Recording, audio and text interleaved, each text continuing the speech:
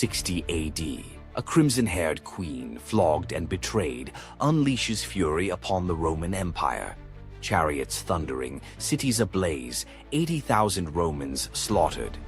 This is Boudica's Revolt, a story so brutal, Rome nearly abandoned Britain.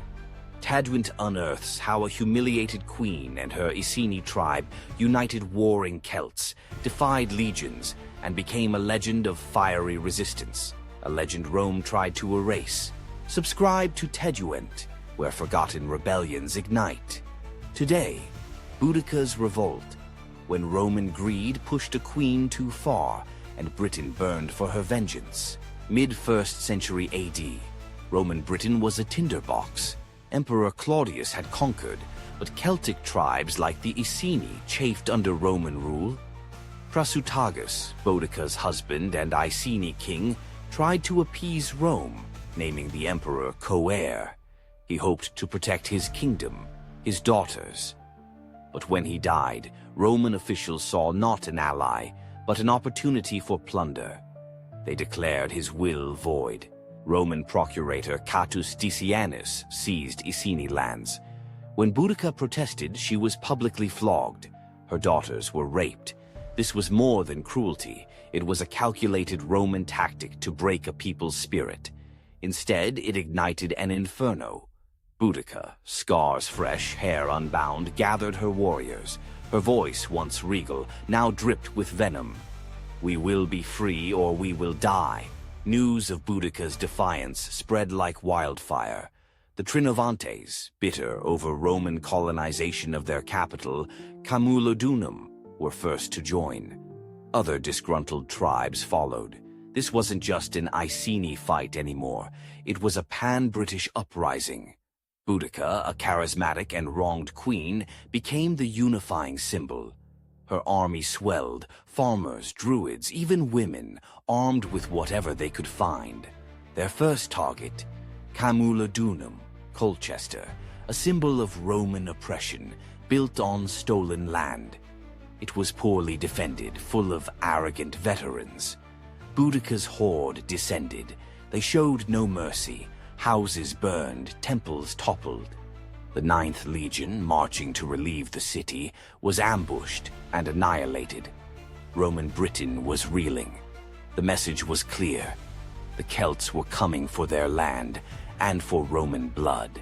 Next, Londinium, London, a thriving commercial hub.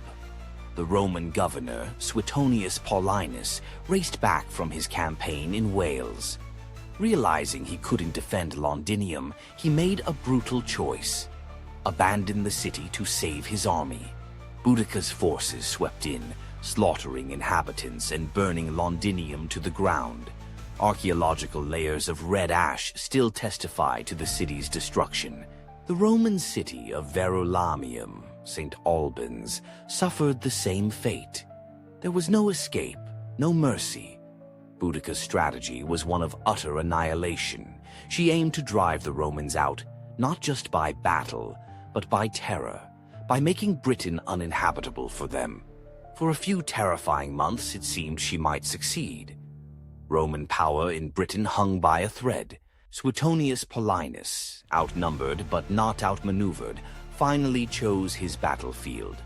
A defile, possibly along Watling Street, with forests protecting his flanks.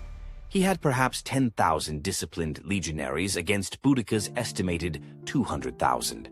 Boudica, confident, brought wagons filled with families to witness her victory. She addressed her army from her chariot, a figure of indomitable will. This would be the decisive battle. The Celts charged with wild fury, but the narrow front compressed their numbers, turning their advantage into a disadvantage. Roman legionaries, drilled to perfection, unleashed volleys of javelins, piela, then drew their short swords, gladi. They fought as a machine, disciplined, relentless. The Celts, brave but disorganized, crashed against the Roman shield wall and faltered. The tide began to turn. The Romans advanced, a wedge formation cutting through the Celtic ranks. The wagons, meant to carry spectators, now blocked the Celts' retreat. What followed was a massacre. Roman sources claim 80,000 Britons died.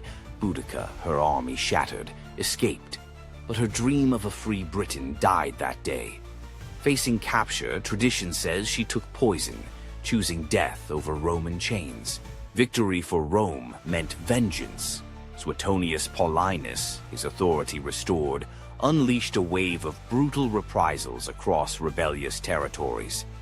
No distinction was made between active combatants and those who merely sympathized. Villages were razed, harvests destroyed, and any remaining pockets of resistance were systematically crushed. Rome's message was unequivocal. Defiance would be met with overwhelming force, ensuring Britain would not soon forget the price of challenging the empire. The land bled under the weight of Roman fury. The aftermath of the revolt was catastrophic for the Britons. Famine followed destruction, as fields lay fallow and food stores were plundered or burned. Suetonius's punitive campaigns drove many to starvation. The spirit of the united Celtic tribes, once blazing with defiance, was largely extinguished, replaced by a desperate struggle for survival. The vibrant landscapes of southern Britain were now scarred, a constant reminder of the failed uprising and Rome's unyielding power. The sheer brutality of Suetonius's reprisals worried some in Rome. A new procurator, Julius Classicianus, was sent, who understood that continued oppression might spark further, unending conflict. He clashed with Suetonius, advocating for a more lenient approach. Eventually, Suetonius was recalled. Classicianus began a policy of reconciliation, aiming to rebuild trust and integrate Britain more peacefully into the empire. It was a slow process, but it marked a shift from pure conquest to administration. Centuries later, the earth itself bears witness to Boudica's fury.